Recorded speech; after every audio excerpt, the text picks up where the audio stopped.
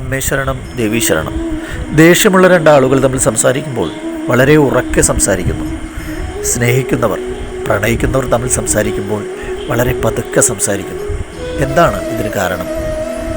സ്നേഹിക്കുന്നവർ തമ്മിൽ സംസാരിക്കുമ്പോൾ അല്ലെങ്കിൽ പ്രണയിക്കുന്നവർ തമ്മിൽ സംസാരിക്കുമ്പോൾ അവർ എത്ര അകലെയാണെങ്കിലും അവരുടെ ഹൃദയം വളരെ അടുത്തായിരിക്കും. അതുകൊണ്ടാണ് അവർ എത്ര പതുക്കെ സംസാരിച്ചാലും അവർക്കത് മനസ്സിലാവുന്നത്. നമ്മൾ കണ്ടിട്ടില്ലേ ബസ് സ്റ്റോപ്പിലും അതുപോലെ ബസ് യാത്രയിലൊക്കെ ഫോണിലൂടെയും മറ്റും അവർ സംസാരിക്കുന്നത്.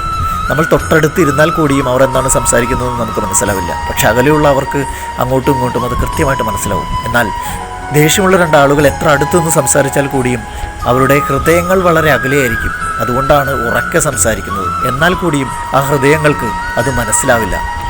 ഇതാണ് ഇവ തമ്മിലുള്ള വ്യത്യാസം. പാറമേക്കാവിലമ്മ എല്ലാവരെയും അനുഗ്രഹിക്കട്ടെ.